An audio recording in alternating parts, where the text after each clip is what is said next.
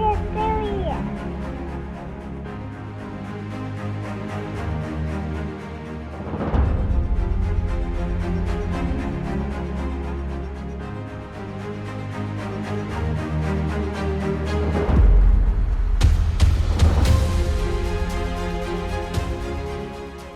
Hey, welcome to Dad Bod History.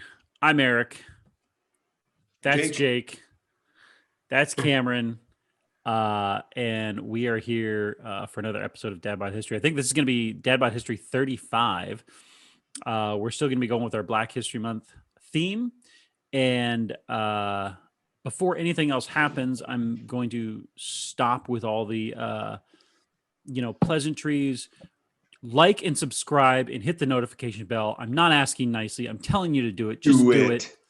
Like I'm done with the, hey, please. No, just do it. Like, I don't know why you would not do it. It's just dumb at this point. It's rude, frankly. Yes, rude. Un-American. If you don't like and subscribe, the terrorists win. This is a history. Buy your podcast. war bonds today. Also known as give us money. I literally have a tin or like aluminum picture that's of the guys like raising the flag at Iwo Jima. It's probably in the first few episodes. 7th war bond now altogether. So so like, subscribe, hit the notification bell, leave a comment, being angry at me about that. And then hate watch us. We don't care. Still a view. Yeah. Send us to your enemies. If this is really annoying, just send it to your enemies. Be like, I want the person I hate the most to have to listen to these people. Yeah. That'll show them. Too. It will. So tonight, we're going to, again, I think this will be our last week discussing Black History Month. We're going to look at a couple movies tonight that we watched, viewed, or really got well acquainted with the Wikipedia page on. And I'm excited about discussing those because there's a lot of good ideas there. I think there's a lot of good conversation to be had there. But first, I want to play a game, and I know this is kind of a first for us. So, and we'll get to Dad Bod. It's a serious podcast. The Dad Front. Oh, it's serious. All right. We'll get to the Dad Front in a little bit. So do you know what an anagram is? Yes. Cameron. Refresh the memory of the people that don't know. So I know what it means. I know what it means, but you tell me to see that you know what it means. Exactly. You prove that you know what it means, Eric. Well, let me explain it. So an anagram is kind of like scrambled letters, right? So a phrase, you scramble the letters, but it's not just scrambled, it's scrambled into something meaningful, right? Some actual words. Maybe it's a weird phrase. Let me give you an example of a good anagram. I'm not sure if this one's gonna work the way I want it to. Let me see. I think I have. I'm really excited. Oh yeah. No, this is great. You're doing a great job explaining this to the people that don't know, by the way. Here's a good anagram. He bugs Gore, right? So the letters HEBUGS GORE. He bugs Gore. That's an anagram of George Bush. And that's a really good one because George Bush really bugged Gore in that he defeated him in the 2000 election. Right? So it's the same letters re-scrambled, but it's not just scrambled, it's into actual words, right? So I have a few anagrams for you tonight. Now, the theme is Black History Month. So these are African Americans of note. Again, there's hundreds of them, right? But these 4 in particular, I'm just going to see if you can figure them out. So what's going to be weird is this is the first time we're doing this kind of thing. I'm going to screen share. It's going to goof with our stuff. But let's go. I think this one's going to be good. So let me share this to the screen. You guys should see this. Do you see that one? Bratty or human? So it's an anagram of a famous African American. I want to see if either of you can figure it out. Harriet Tubman, right? It is Harriet Tubman. That's correct. That was too quick and too easy. I know you guys are all just so great. All right, so here's another one. I think this one's kind of funny. Unbeknownst to you, I study anagrams all the time. Hey, listen, I did for a while. They're fascinating. Here's another one, and this one again. It's not I'm like not I going to spent get time. another one now. Stuck up racists, which is The person's name, huh? somebody's name comes from, or well, not comes from, but it anagrams to stuck up racists. This one, which again, it's very, very huh? odd. So this one is tricky because I didn't even know how to spell his name. Give us a clue. Pre-revolution. Crispus Attucks. It is Crispus Attucks, right? First Killed, American martyr. Yeah, killed at the Boston Massacre. Boston Massacre. All right, so let me get another one here.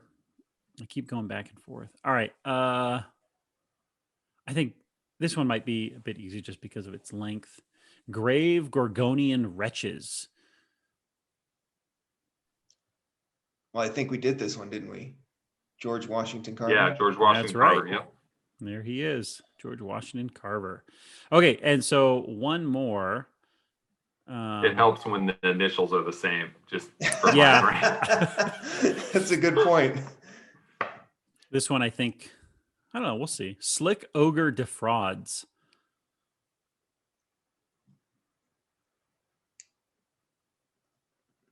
I think I got it. Frederick Douglass. It is Frederick Douglass. That's right. So anyways, all right. Well, I was hoping that would take up more than 3 minutes, but all right. That was good. Good work. Sorry. Did you call Jake beforehand and tell him, hey, here are the answers. Let's play a joke on Cameron? Why would I do that? Well, we didn't want to say it out loud, but yeah, that's exactly. That does sound like a great idea. Kind of wish I had come up with it myself. All right. So yeah, you pulled it off so well and acted offended. So yeah. Now that we have the game out of the way, all the fun stuff. No, we got Tales from the Dad Front, right? So yes, we do. So what do you what's going on the Dad Front, gentlemen? I got to think of a good story. Jake, you go first. Okay. So mine isn't, it's not much of a story. I was making dinner the other night and my wife is in the kitchen with me and I'm cooking up some dinner for us and we're just talking and my son walks in and he comes up to me. He's got his tablet in his hands and he goes, and I don't, okay. He says, I want movies, but he replaces the M and V in movies with B's. And he goes, I want booby. And I look at him and I'm like, don't we all, son? Don't we all? Like, I don't know what else to say. Like, and my wife looks at me like, what did he say? I'm like, I think he's saying I want movies. Like he wanted to watch a movie on his tablet and just came out terribly, but humorously wrong. So That's here we are. That's fantastic. That's my story for the week. It stuck with me. It just makes me chuckle every time I think about it. So there you go. We're proud of you. We're proud of you. That's great. Well done, son. That's my boy. Yep. So, so go ahead. I don't know if you guys would... So new thing at the Lehman house lately is my 3-year-old is quite the firecracker. So she, she's one of those people that will dance whether there's music on or not, and it's quite acrobatic. And she's just in her absolute cuteness prime right now. So a game that they got a speaker for Christmas. So the new game is Dance Like the Baby. So however she's dancing, everybody else kind of follows along. And that can entertain our family for a good half hour, just following her dance moves. And she loves it. Everybody follows around and, there's some furniture moving. It's a real acrobatic thing when it's being led by a 3-year-old. And it's cardio. I mean, that hits a lot of levels. That's good stuff. Yeah, have her wear the Apple Watch and get those steps in. Yeah, got to do it.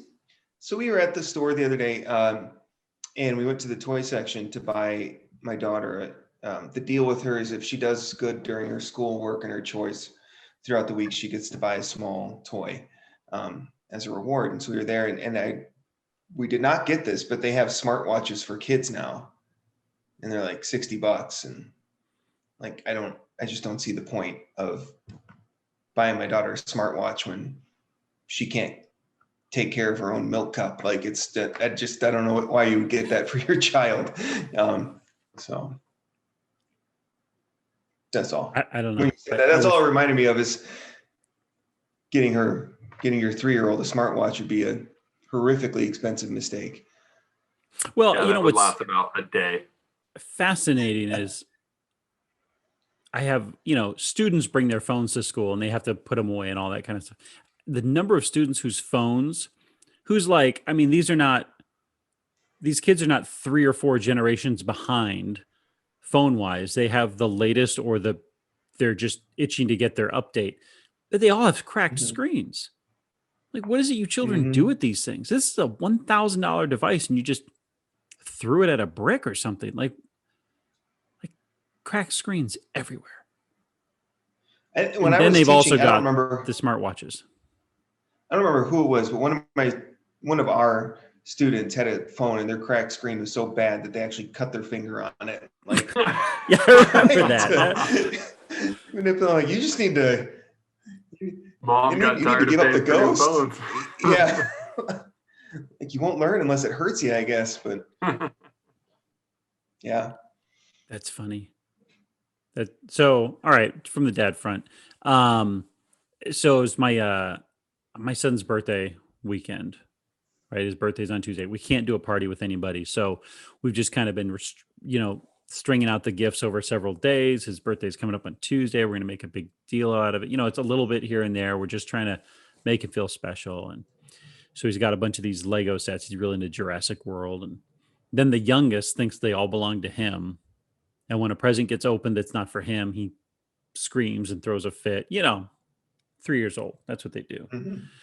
But I mentioned this last time. We've been watching The Mandalorian, and my youngest, he will hold his 3 fingers out like Baby Yoda, and then he'll also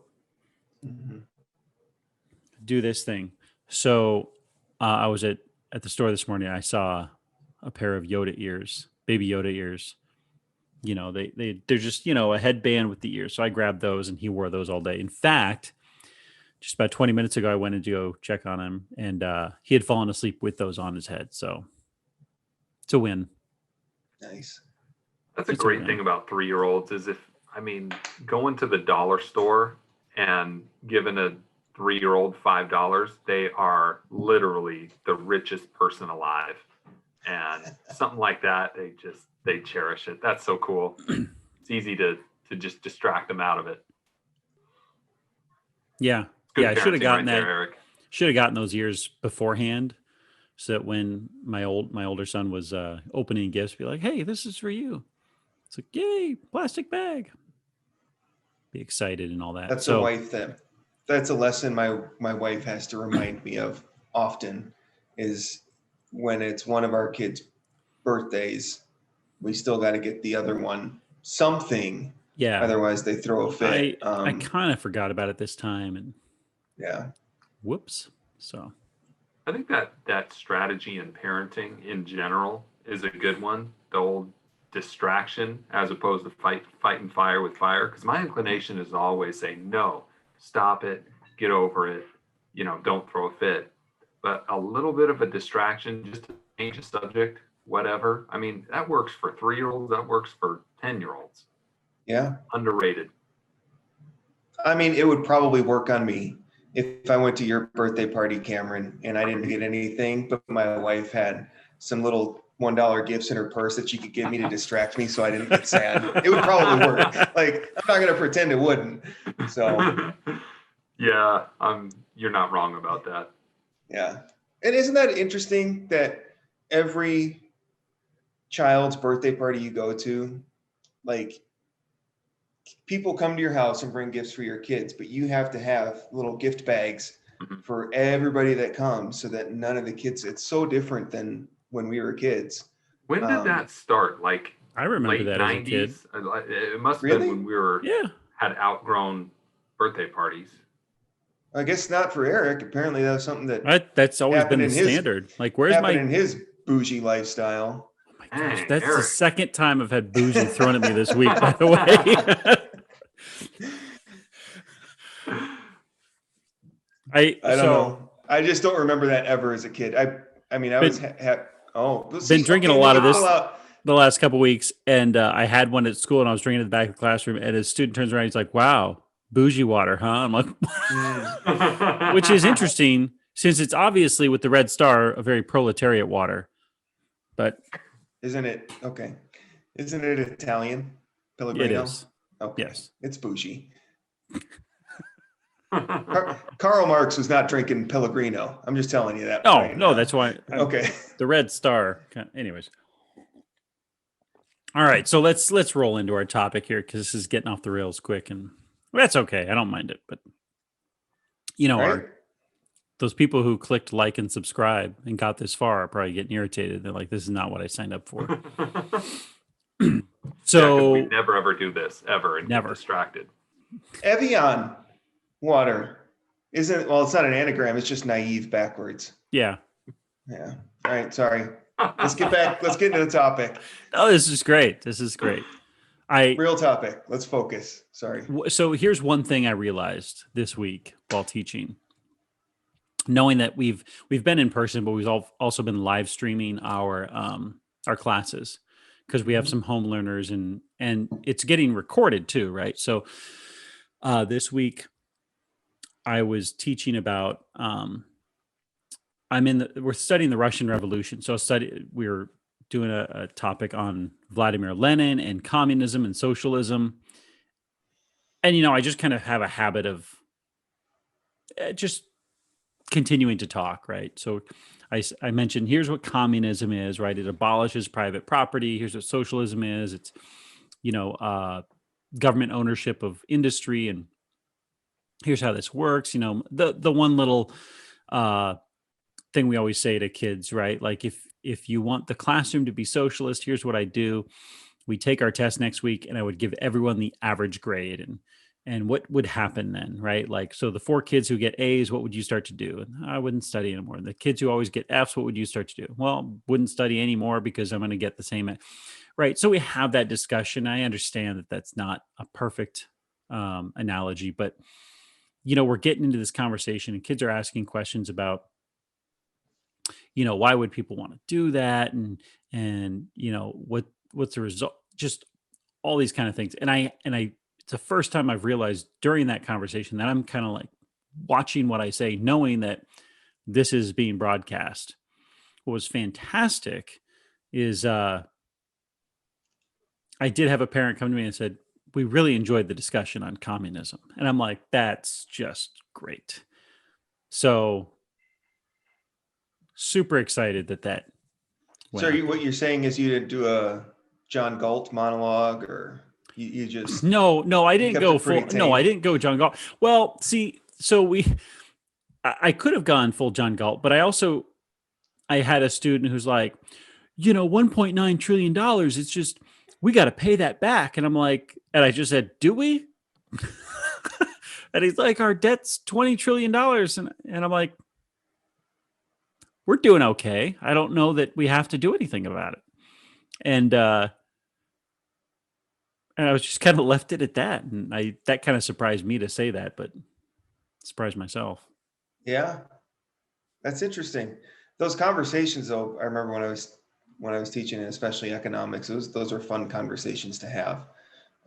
Kind of explaining the different economic systems and then personal finances versus government budgets and stuff like that. It's really interesting, especially in middle school, because that's when things start to click for them. Yeah. Because really, economics is an abstract concept, and Yeah, once you get above the like local and state level, it's it's well, not, I mean, even in small it's hard to markets, grasp. And I think it's fun for them to start making connections on those abstract concepts. And I think it's cool to see them, and they're starting to form opinions based on their own analysis and their own conclusions, Yeah. and not necessarily, well, this is what my mom and dad right. say, so you I hear guess I'm things. this. You hear things coming from 7th and 8th graders that are just Mhm. straight out of the mouths of their parents, right? Yeah. And you kind of understand it. Like you say that, and I might totally agree with you, but you don't understand what you said. So I'm going to ask you some questions and just kind of prod at that. And that's always kind of fun to ask the questions and just see how they respond. You know, oh, we have to pay It's this always debt back. Do we? Do we really? So The most Yeah. entertaining thing for me is Jake, when you used to do your economics lesson in the school, and to Trade see show. all of the group projects of, you know, these kids were spending so recklessly in their fake little businesses, and Yeah. you know, you'd make little oh, they predictions spent as a actual teacher. money putting that together, right? Oh yeah. Yeah, but you know, they would just burn it to the ground almost immediately because of improper spending, and then people were super concerned. It was just fascinating. It's to me funny. to see all the little Well, personalities come out there. And when we did the trade show, and I wish Jeff was on tonight because his son was one of my stars of that trade show, because Oh, they he were was a making. star of every I don't- activity we did. He was scholar. I mean, he was a gentleman among men. Like He anyway, was an officer in the water balloon war.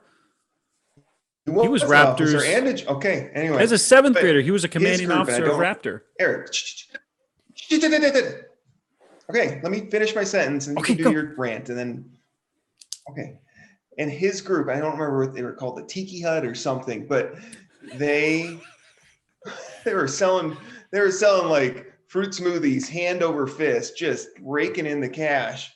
And one of the things that I had when I did that trade show is they're like, you know, you have to market it, you have to sell, and you have to keep a budget of everything that you sell. So I know how much you made versus the other groups. And they're like, yeah, we're making all this money. I'm like, great. I can't wait to see it on your budget or on your Ledger. on your ledger. And Wide like, eyes. what? And I go, your ledger, so you can itemize everything that you brought in, your receipts. And I'll look at Jeff's son, and they're like, you've got that, right? And he's like, hold on a second. And he runs off. It was awful. It was a mess. Their books were a mess. The IRS would have ripped them apart. But their grades suffered as a result. Even though they made a bunch of money, they couldn't keep track of it. And so their grade wasn't as good as it could have been. That would have been so fun to just like have me come in like a black suit and tie, sunglasses, kick down the door and be like, taxman's here. Let me see your books. All right. I get my 40%. Let's go. There was one year where they used a portion of the gym where there was like an inner room that you had to pay for, and I don't club. They used the youth room. The nightclub. Yeah. And they charged like 10 times as much to get to the VIP section. It was such a great social experiment.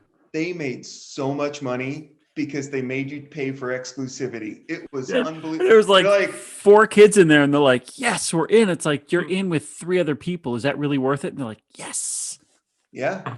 Spend every dollar on this. They made a ton of money, and they didn't sell anything other than exclusivity. Like, it was, come on in, we'll play some music. Yeah, we might have some soda. I don't know. They made a bunch of money. They did a really good job. That was my favorite project of the year. That and the water balloon war. Yeah. Literally fire all festival these other right suckers there. making like food, and I mean, it was just it was a learning experience. They did every group that I had did a good job. All right, we got to move on to a real topic. No, I could talk about this. We'll do another podcast where we just talk about our greatest school projects. Yes. I like it. That'll be a Dad Bod After Dark, I think. Okay, so tonight's episode, now that we're actually into it, We're going to talk about two movies for Black History Month, and there's a criticism on one that I was reading, that it really shouldn't be, I guess, categorized as a Black film, and I kind of agree in some respects. But so the first film we're going to look at, and again, there's dozens of great films, is Red Tails, which is a 2013 film. Details the exploits of the Tuskegee Airmen, also known as the Red Tails, for the paint that they put on the back of their P-51s during World War II in Europe. It stars Aaron Burr, the Empire guy, and Cuba Show Me the Money Gooding Jr. By the way, Cuba Gooding Jr. has been in 3 different productions based on the Tuskegee Airmen. So it was actually Leslie Odom Jr. The Empire Terrence guy Howard. is Terrence Howard, and then Cuba Gooding Jr. And then there's a whole host A of young other... Michael B. Jordan is in there. Yes, he is. It's true. Anyway. Yeah. So I remember when I saw the preview for this film, I was super excited to see it because the trailer was just stunning. I saw a great deal of fighter, airborne action, right? Dogfighting. And it was also about this story group of airmen, African-American airmen. The U.S. Army and armed forces were still segregated during World War II. And so it was an all-Black fighter squadron. And so I was kind of, looking forward to seeing this film. I will say that when I did see it, I finally got it on DVD. And I feel like I was fairly disappointed in the film when I initially saw it. This most recent viewing that I did this past week, I enjoyed it quite a bit more. But there's still some things about this film that bug me, but it has more to do with the filmmaking than the story behind the Tuskegee Airmen, because it's still an amazing story and historical moment that these African-American airmen were able to, succeed to such great heights, but and again, in the face of the kind of adversity they were facing from their own country. What do you guys think?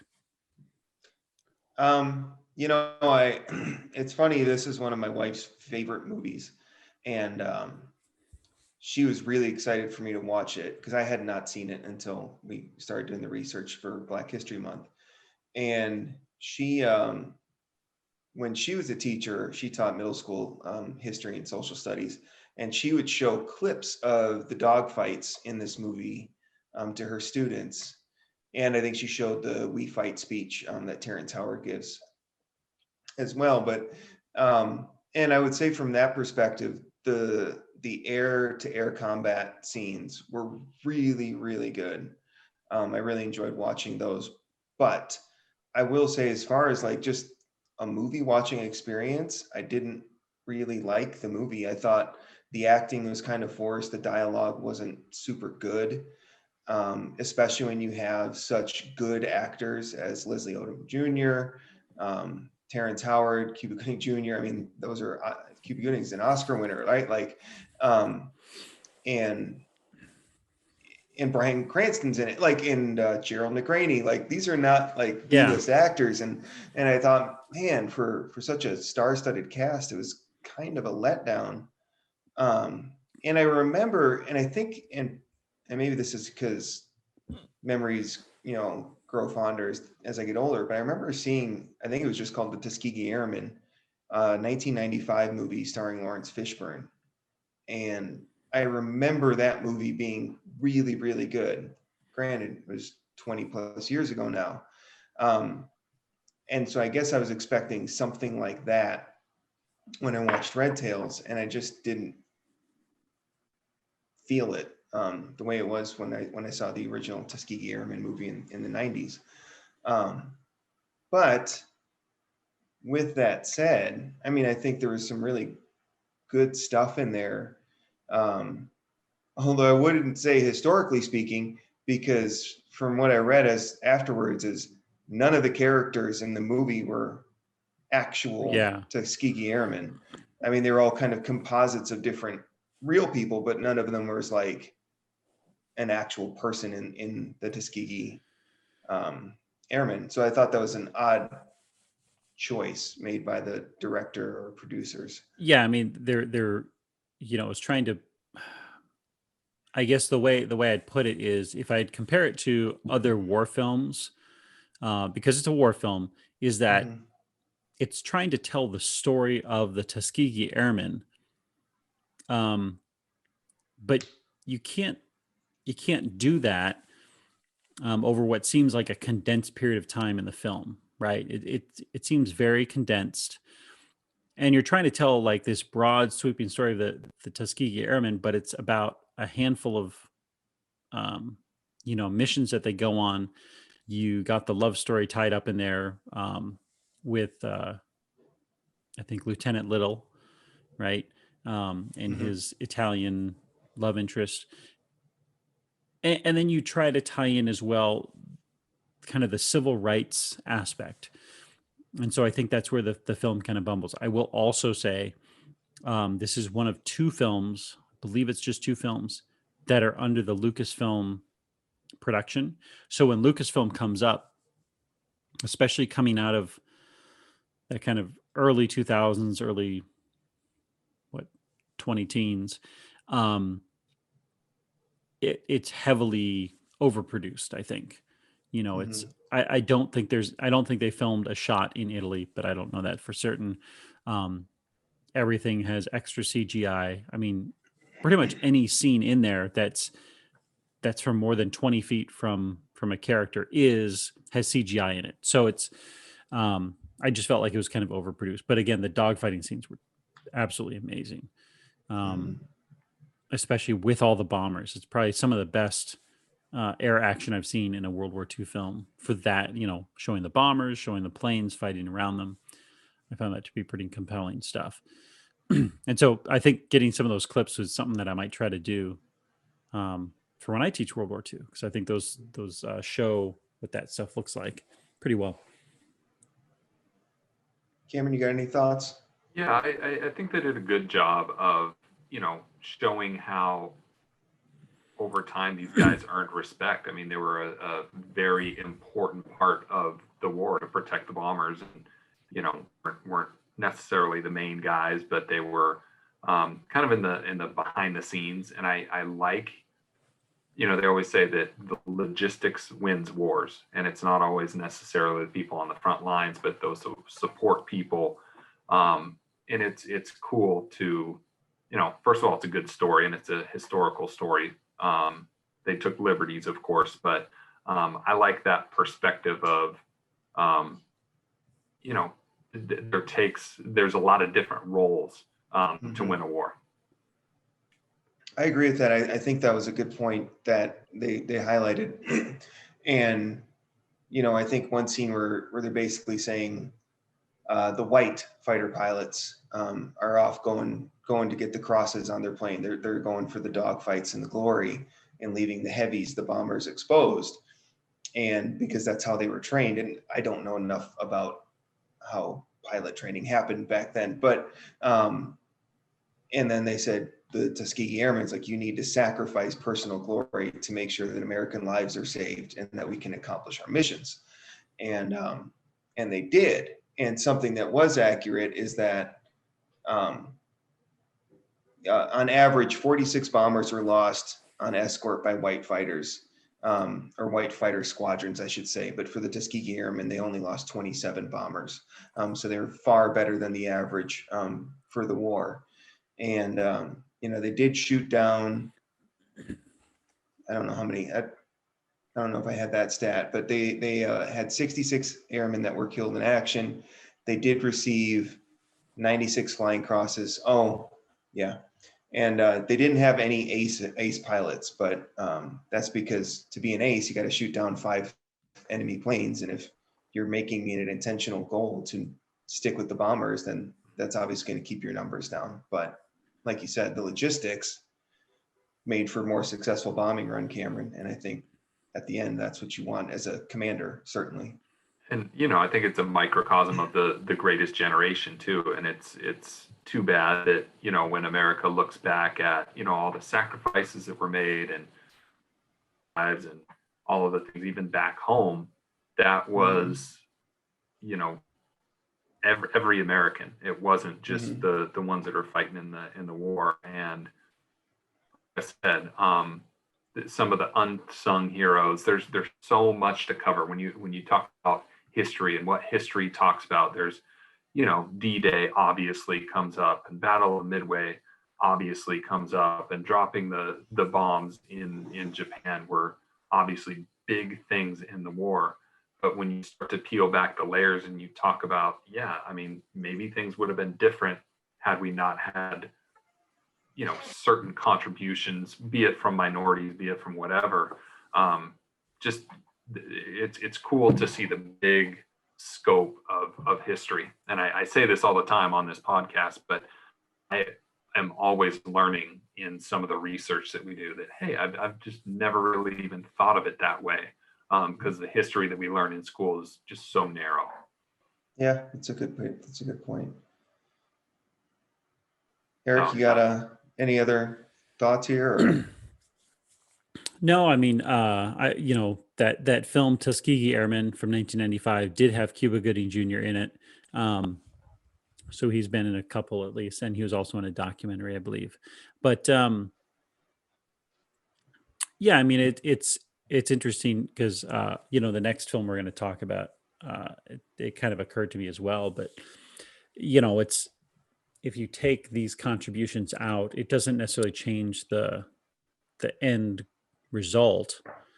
But the ability to contribute to what you're part of is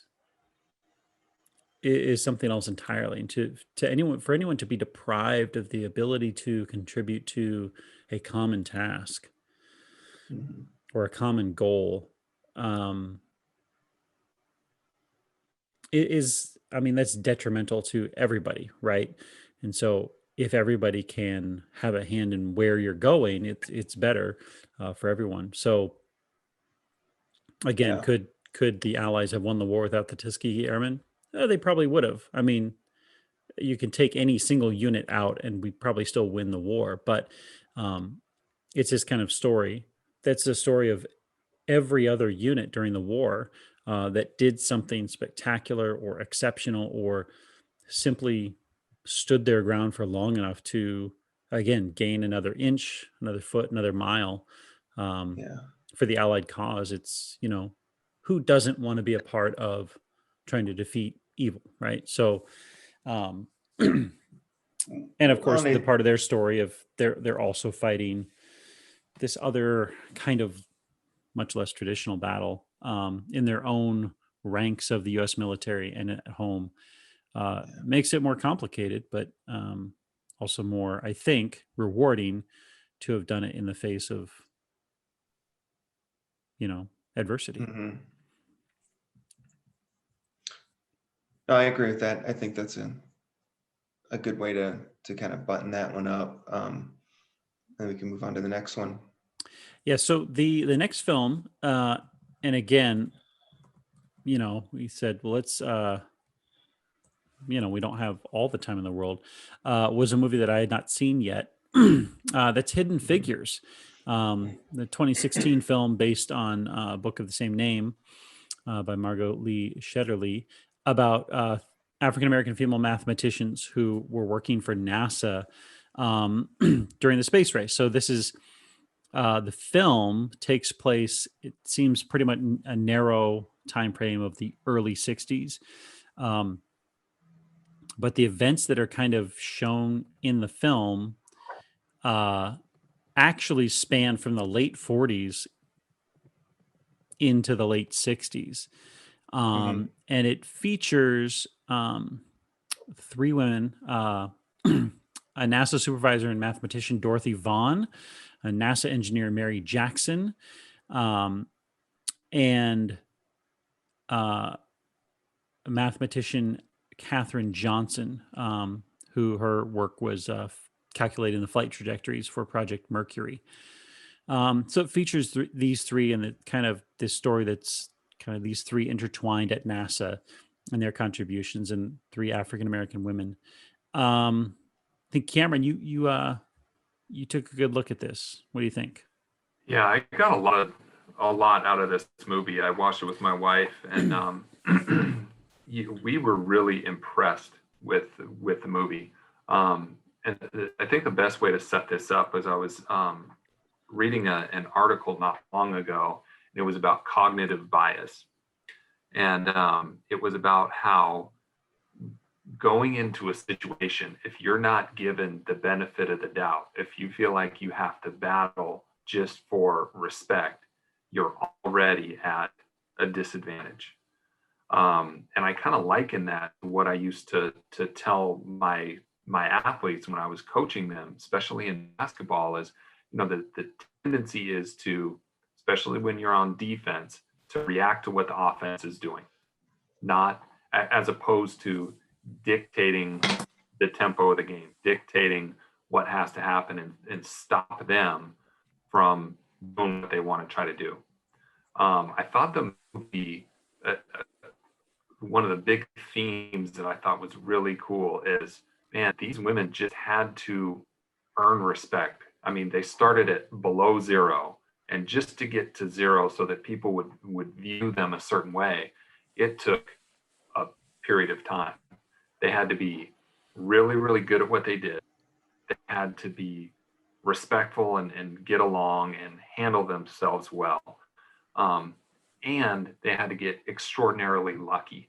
And if for all of those things to kind of come together is amazing, and racial things aside in this country now, is, they're better than racial relations now at this time in 2021 are significantly better than they were in early 60s.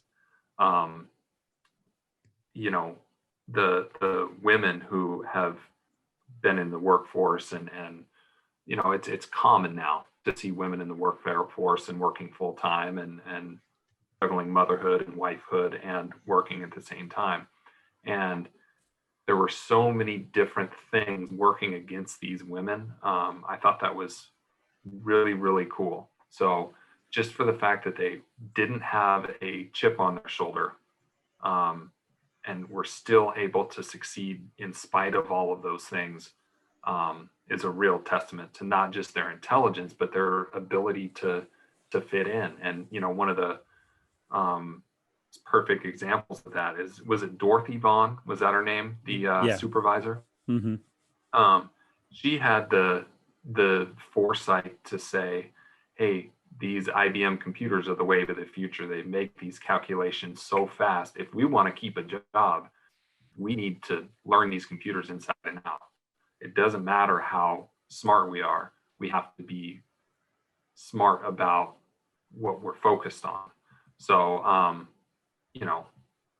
pay attention to what you're paying attention to. If we're just trying to do the calculations right, if we're just trying to be super, super good at what our job is, maybe that job is going to go away someday. So let's be forward thinking. Let's get out in front of all the potential problems and make ourselves valuable. You can go a lot of different ways in that movie, but they did a great job of showing not just their contribution, but how they played the game really well. I think that was a cool part, because if you're going to change history, you can't just be smart. You can't just be good. You have to be, you have to anticipate which way the world's going. And they did a good job of that. Yeah, especially with NASA, or originally NACA, before it was NASA, like everything in NASA is new. Like none of the stuff that they're doing existed 20 years ago or 20 years prior. Like it's all new, and it's all being invented as the movie is happening, or as these people's careers are happening. And so you're already in a world full of geniuses, and you also have to have the foresight to say, well, what's next? And so Dorothy Vaughan was able to do that. And she's like, I can see the writing on the wall. And if we want to stay employed, like you said, I have to figure out what's next. And I thought that was a really cool moment, that she was able to do that. and kind of secure not only her future, but the future for the women that worked under her. And apparently, what I really liked about this movie, one, is that all three of these women specifically existed, as opposed to Red Tails, where they were all composites. Dorothy Vaughan, Mary Jackson, and Katherine Johnson were all real women, and they all did these things.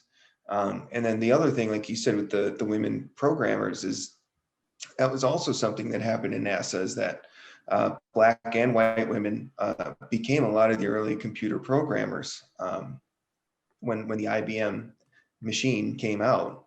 And so it's just kind of cool to see that this new industry, although it definitely had its biases and its prejudices, possibly because it was a new industry, was a little more lenient in changing with the times, so to speak, and recognizing women, and specifically Black women, for their intellectual value, like, as opposed to saying, well, because you're a woman or because you're Black, you can't do this thing that men have dominated forever, because nobody's been doing this thing. It's all new.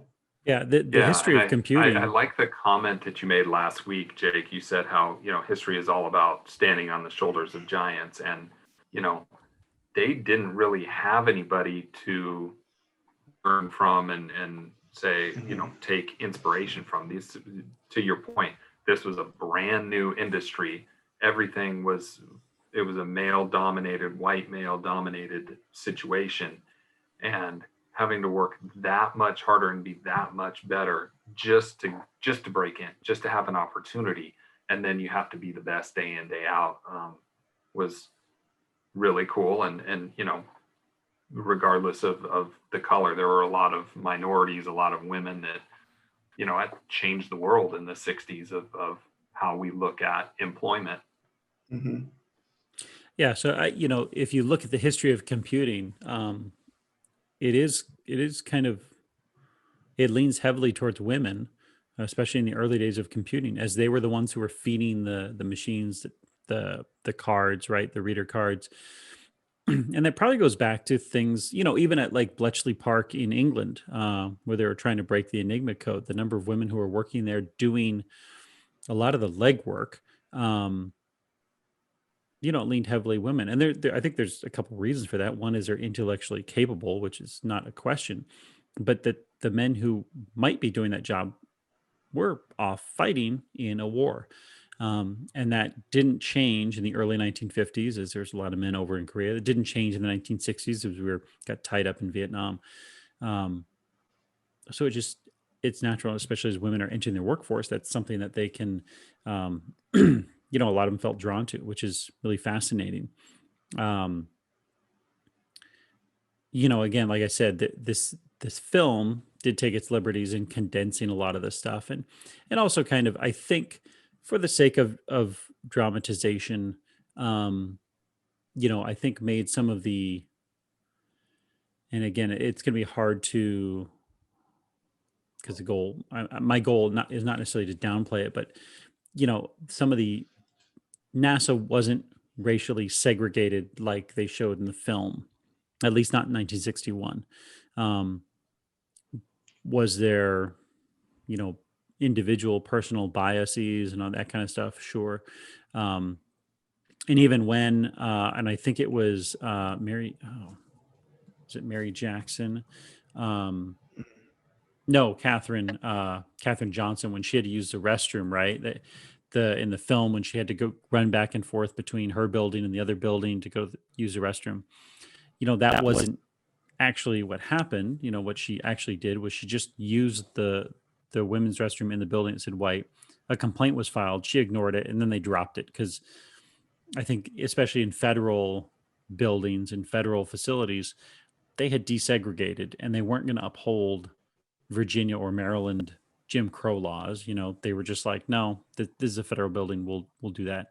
When I think Mary Jackson, wanted to attend classes to be an engineer, she asked, and they were kind of like, no. And then she's like, well, it's the only school. And then they're like, all right, whatever. So I think, again, the film trying to dramatize the racial aspect, it might be necessary for artistic purposes, but also, um, I'm sure they were facing racism in other ways, but it wasn't so much from NASA as an institution. One other criticism of the film too is kind of, and I don't know how you guys feel about this, was that white savior, Kevin Costner being the white man who saves everyone and gives everyone a shot. Again, his character was kind of a composite, but I know some people were kind of um, critical of the film over that piece. I don't know how I feel about it after having just I viewed mean, it, but yeah, I don't have a problem with that because, all of us have benefited from one mentor or another, or somebody gave all of us a shot at one point. Regardless of what you had to deal with coming up, you owe a portion of your success to a benefactor in one way or another, and whether that's one person or are you talking a about me, group of Cameron? people. Yes, Eric. That beer that you bought me one time, I'll never forget that in my life. Excellent. But I don't think that that's irresponsible at all. And in fact, when they talk about those specific individual people, these movements are the result of one individual, and then the individual next to them, and then another individual. And that's again about, and I said it before about the greatest generation, is it takes a movement of many people, not just the heroes in it. Kevin Costner's character is a composite of, like you said, helpful people, and that happens throughout life, and to make it all one person is irresponsible.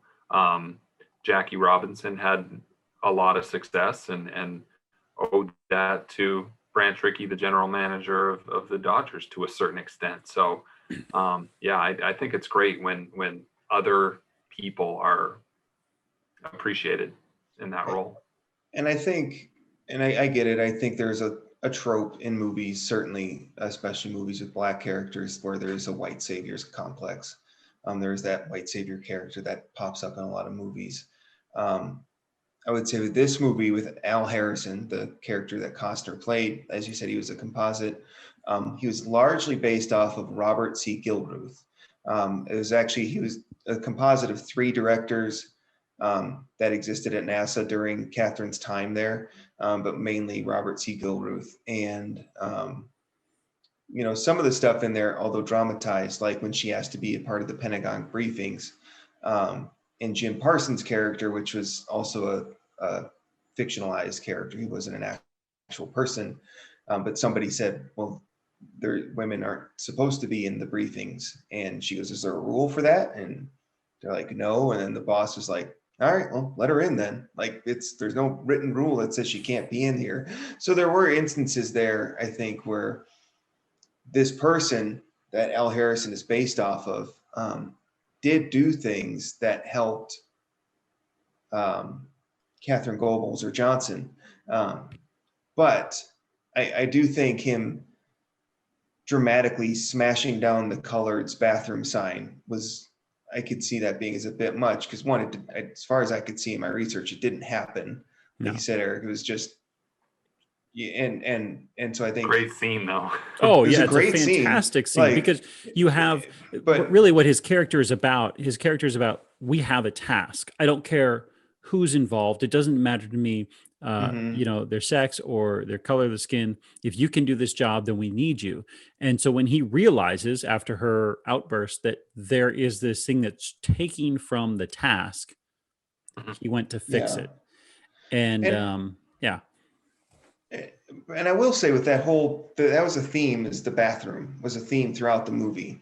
And I will say it was interesting that when Al Harrison kind of is like ticked off at her. He's like, "You're gone for 40 minutes every day. Where are you?" And she had, says, "You don't have a bathroom for me here." And like, she gives this speech, and to me, it kind of said, like, it's like a lot of my life, I've assumed I don't have prejudice or I don't have bias and I'm not racist.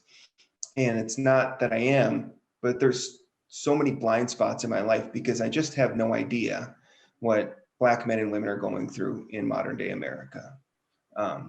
Regardless if there's Jim Crow laws or not anymore, there's still a whole lot that they have to go through that I've never had to think about. And I thought that scene where she bursts out at him, she's like, "Yeah, you don't see why I have this. You all you see is me gone for 40 minutes, but you don't see the struggle that I have to go through just to go to the bathroom."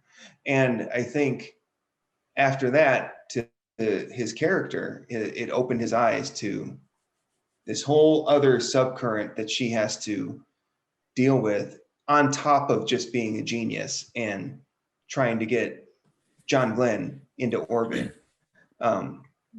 She can't even do the mundane things as simply as we can, but you're expecting her to go above and beyond it. And I think that was a good moment. And I get why they dramatized it, and I get why they put that theme in there, although it's not totally accurate to the history. It is reflective, I think, of that unconscious bias that a lot of people talk about. I will say with John Glenn, because that was the ultimate goal, right, of the movie, is to get John Glenn into orbit so he can catch up with those Russians. And back down safely, right? And back down safely. And the whole scene where like he's about to launch and they're like, "Oh no, the computer's wrong. And we got to go get the girl to check the numbers." John Glenn's like, "Well, get that girl to check them, because if she's okay with it, I'm okay with it." And apparently that did happen. Yeah. Where John Glenn said, "Have her check those numbers. And if she's fine with it, then let's launch." But it did not happen 2 minutes before the launch. No. It was days before. And it took her like a day and a half to check the numbers. Which I cannot imagine doing math, like all of that math that they do longhand. Yeah. I think I've seen some pictures of some of the women. I don't know if it was, if she was African American or white, standing next to the stack of math, right? Like all of her work that helped us like get some, it might have been on like the Apollo 11 mission, right? Here's how we got the guy to the moon. It's 6 feet tall. Here's the math, right? Mm-hmm. And again, we've talked about this before. If you dropped us back in any decade before the 70s, we wouldn't last too long. No. Now you drop somebody up with us now, and again, we're going to have issues, but I could not walk into that building and say, "Oh, we're going to do all this math longhand on paper with a pencil." It's just, well, and that was so thanks. great, right? Is they called them computers. Yeah. And they had the signed colored computers because they had two wings, right? They had the colored computers, and they had the, I guess where the white female. It was like the West Campus and East Campus. Yeah. But I was reading in the history, and they just call them computers with skirts. And that's what they were designated as. They computed. In the 40s and 50s, but right, because computers didn't exist yet. Actual machine computers didn't exist. Right. So computers were just people that were really good at math. That's what a computer was. So one of the first computers that was employed, I forget, I gotta go look it up, but it could predict the trajectory of an artillery shell fired from a location at a certain degree with certain wind. It could do that. But it took it 20 times longer to determine the trajectory as it would for the thing to actually fly that trajectory and hit. So you could predict it, but it's not going to help you once it's been fired, right? Like it's not fast enough. It's just, it can do it. So, but yeah, I did enjoy the film. There's some historical inaccuracy that, it is what it is. I've come to be okay with that in most historical films. I think one of the problems with Hidden Figures, and I think it was similar with Red Tails, was trying to fit this massive arc of this idea of civil rights into a single film that's, I mean, you could make a movie about the Tuskegee Airmen where you don't mention any of the civil rights aspects. You just like, here's it's segregated, here's this unit, and here's their exploits, and we'll just leave it at that. They're not going to have discussions where they're forcing the civil rights discussion. Same thing with Hidden Figures. You could probably just have a fantastic story just about one of these women and what she did that doesn't touch on race at all. And I think when we try to fit those other things into these films, again, I think Jeff commented, this is 2 hours long. Like, that's a long film. Both of these were 2 hours long. Mhm. So, it just, the perspective of a film, that's a lot to fit in, to get some of those other story arcs in there. But I enjoyed them. They're not at the top of my history film list, but I think they're worthwhile. Do you think, and maybe this is an open-ended question, but do you think we're not at a point in movies where we can make a film about the Tuskegee Airmen without mentioning the civil rights aspect of it? Well, it's not so Because much that you wouldn't. I mean, you have to set it up as in the Tuskegee Airmen. It was all black because it was segregated. you have Sure. to have that. I'm simply saying, can you can make a film where you set that up. You're like, that's who these were. This is what this unit was. And maybe you don't have to say it. I mean, you don't have to say this is the 101st Airborne in World War II and it's all white because but I mean, it wasn't necessarily all white, right? Because Hispanics, Latinos were allowed in them. But you can give it that premise and then just tell the story of these pilots and what they did and, their struggles individually, which may not have anything to do with their race. And it can still be compelling. I just think, and again, I think the civil rights lesson needs to be, I think that does need to be explained. It just kind of depends on your goal for the film, really. And so, yeah, they're trying to tell a lot within a 2 hour time frame, and so it feels like stuffed. I don't necessarily disagree. I think in a sense that, especially with Red Tails, is they tried to fit a lot of time or a lot of events in a movie. And I think if they'd just done one battle, if they'd done the air raid over Berlin, sorry, and shorten the scope as far as the events, right? But they didn't do that. They had their first raid with the bombers, they had the coastal patrol, they had all these other things going on. And I think the story was too wide in that respect. I would say though, with Red Tails or even Hidden Figures though, with the civil rights aspect of it, especially Red Tails, is the only reason the Tuskegee Airmen exist is because they were segregated. Yeah. It's not like you can't not address that in a movie. No, I think I'm you not guys saying are both, I want to say this the right way, but you guys are taking for granted your historical knowledge compared to the average person. That is true. That is true. I'm very got a lot, right? Well, first of all, I don't call it a film when I watch these movies. I'm just trying to save. I'm trying to save syllables.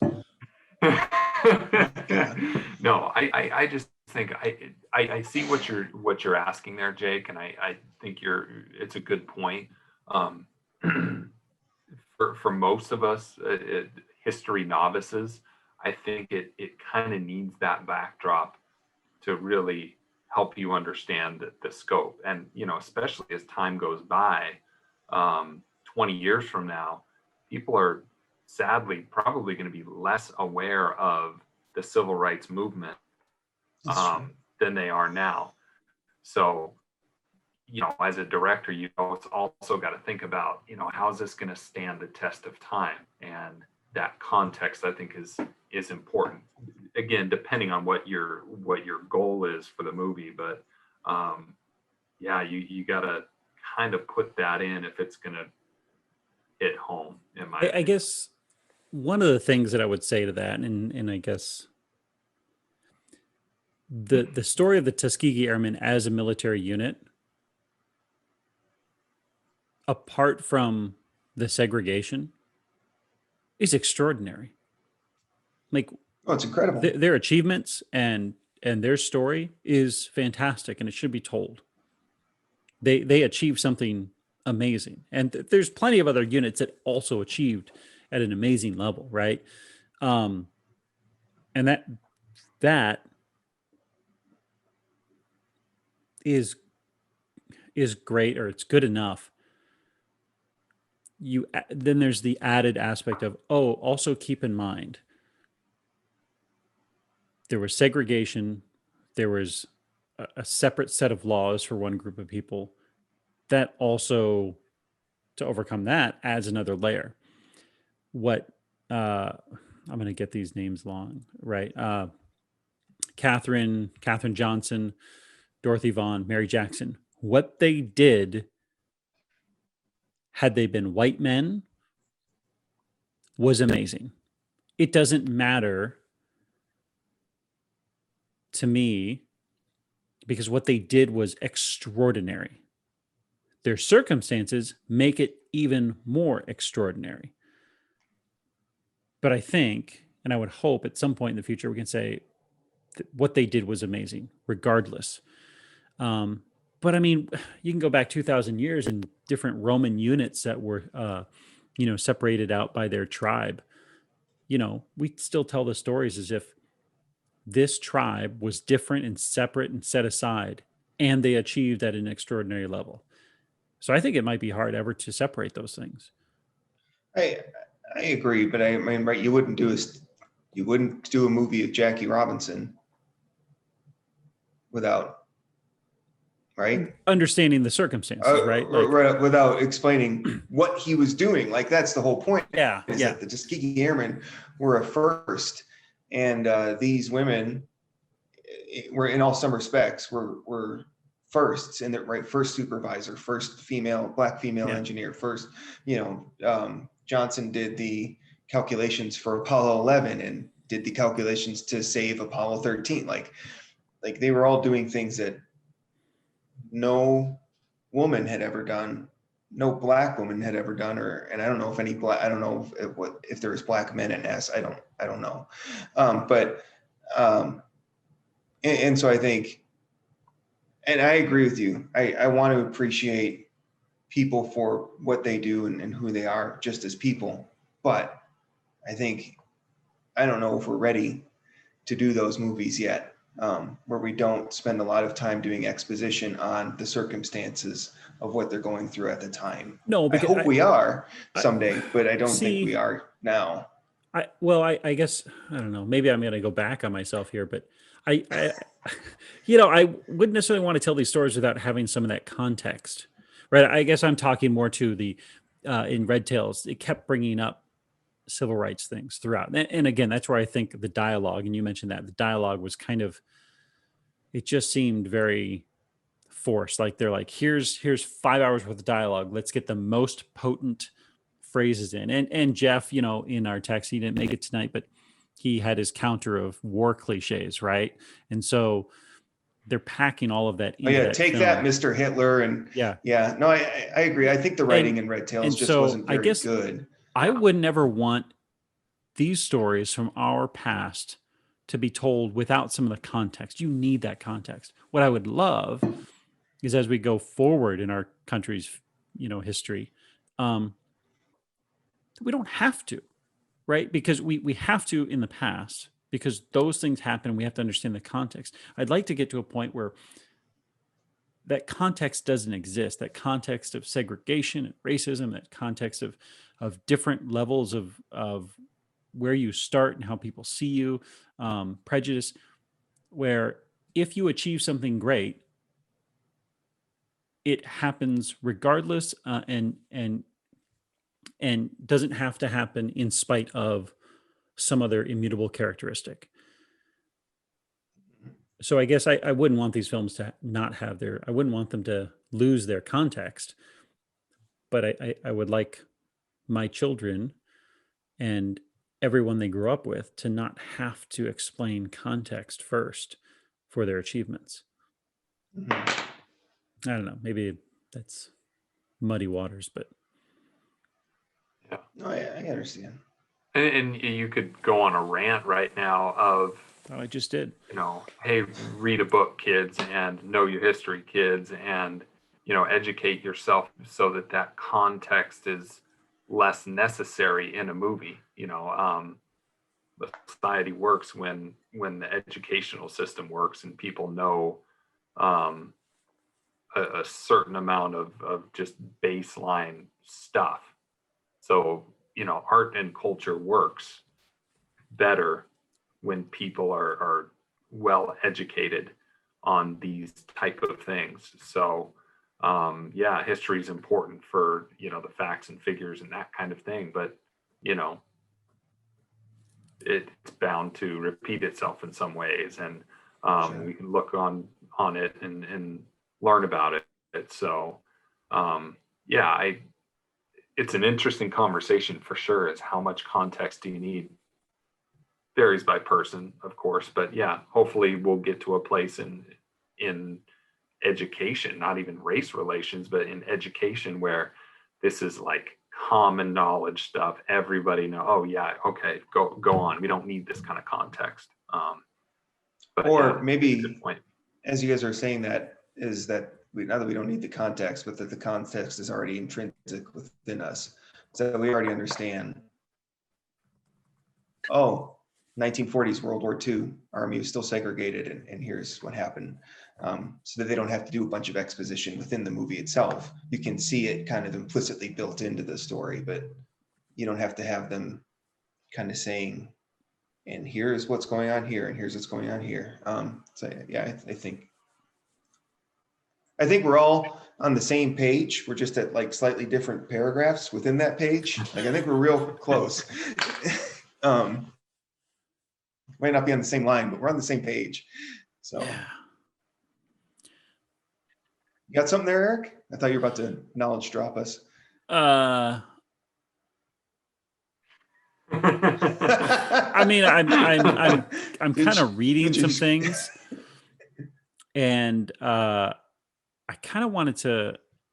I don't know. I like that we've done quotes in the past, and I thought I would kind of get us to a stopping point here. I guess this would kind of end us at Black History Month too. Here's a quote from W.E.B. Du Bois. It says, "The cost of liberty is less than the price of repression." The cost of liberty is less than the price of repression. And I think that would speak to Black History Month pretty well, in that, you know, what does it cost for everyone in this country to be free? It really costs nothing other than that we can let other people be free. The price that we've paid in this nation to repress and oppress people in so many different ways. It doesn't, you know, it can be Native Americans, can be African Americans, can be, you know, the Japanese Americans during World War II. You know, honestly, it could be Irish Americans and Italian Americans and German Americans in the early parts of the 20th century. You know, anytime that we repress people and oppress them, it hurts the oppressors in a way that's going to affect them for generations. So we kind of wrap up Black History Month. I thought that was kind of an interesting quote.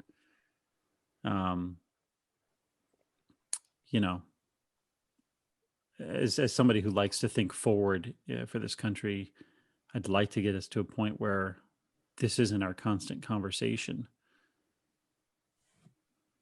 Yeah. Because we have great things we could be doing. If we could move past some of this, and I'm saying that from my perspective. I know there's plenty of people who are like, well, this is in my everyday, so I don't know how to. I just know what I want. I don't know how to get there. So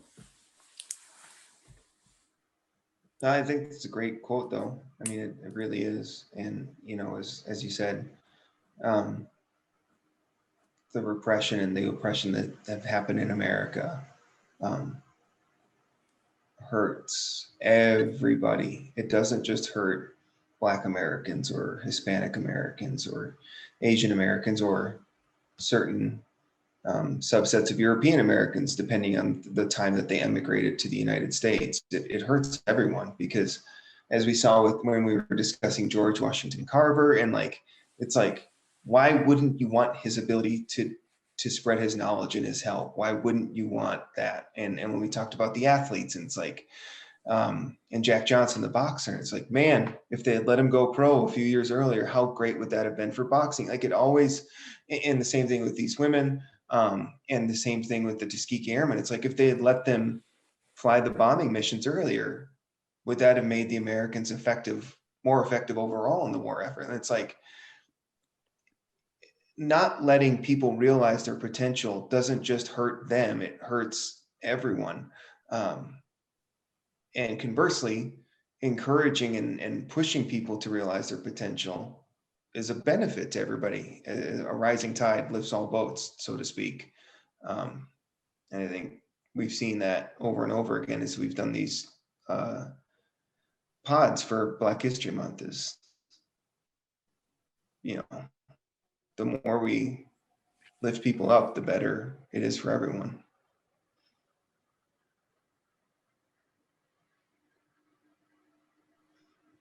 Yeah, I think that's a good place to kind of drop things off and wrap it up for Black History Month. What are we going to set up Dad Bod After Dark for next week? Because I can't wait. Dad Bod After definitely. Badark. I like it. Badark, yeah. I don't know. Should we tease it? I don't know. Yeah. We have a special guest. I think Do we? There's gonna we be a might bigger have panel than normal. We do. I Two special think, guests? Oh, I think we might, if we've got Jeff, so we got the four of us. Is we he a might special have guest 7. anymore? No, Yeah, but we might have a total of 7, which would mean everyone has like a 40-second time limit. Like, we're gonna have to just bust through that. But I'm excited if we can make that happen next week. 7? 7. Oh man. All right. But Cameron, something you said Can Zoom earlier. handle that? Oh, I can handle it. Graphics department is going to be working hard. Might be a late week episode. I got some other things in the work that I can drop tiny Tuesday. windows. Yeah, you're gonna have to get closer to your screen, Cameron. No, something you said earlier, Cameron. Logistics win wars reminded me. Hiram Ulysses Grant. That was his first name, by the way. Hiram. Never heard of Ulysses him. S. Grant. His background in the Army in the early years of his service was in logistics. So when he was finally put in a position to actually start commanding armies at the beginning of the Civil War in the West, he had spent the 40s and 50s doing logistics. That was his background. So that's literally a huge part of how we won the Civil War, or how the Union won, it was a logistical battle, right? Like, you just had to outsupply the South, and he managed to do it. Like, he spent so much time writing all these notes and missives and all these, just communications just to get things where they needed to be. So I thought that was interesting. So Well, I do think we should tease what we're going to do next week. Okay. You want to tease it? And Go for it. I mean, You look like you're in a teasing well, I'm mood. just going to tell them. So, Oh, okay. Just bear it all. Just drag it out of him. There's no rush. You got to keep listening. So last month we did our ultimate 80s movie draft last month for Dad Bod After Dark. And for this month, we are doing our ultimate 40s. 90s Oh. movies. 40s, yes. Singing in the Rain. Ever heard of it? I don't know if that was in the The 40s, but Maltese Falcon. there we go. All right. So there you go. 1990s. So we got a chance against Jeff this time. Because the Dominate. 90s was our decade. Peter. Oh, yeah. It's on now. So 1990s draft. Apparently, we're going to have 7 teams. Based on what Eric's telling us. Oh, I'm I hoping know so. one of the special guests is. I have no idea who these other 2 could possibly be. Okay. Yeah. All right. Well, I don't know. so I'm I'm excited. hoping we can get Nick back. Oh, okay. He'd be one. And I mean, movies are his thing. So, So I've heard. and then somebody Okay. else that we've had on before. So, Either way, it's going to be great. I cannot wait. Off the Fantastic. chain. excited. All right. That's it. Tune in next week, everybody. Like, comment, subscribe. Thanks for watching Dad Bod History. It was a good ending. Nice. Just taking my ending Yeah. from me. That's fine. That's fine. I mean, it's probably for the best because your endings are always kind of dismissive and abrupt. All right. So- I'm leaving everybody. Follow or don't. This podcast is care. over. It's over. Just go away. Power play. Eric's on a power play.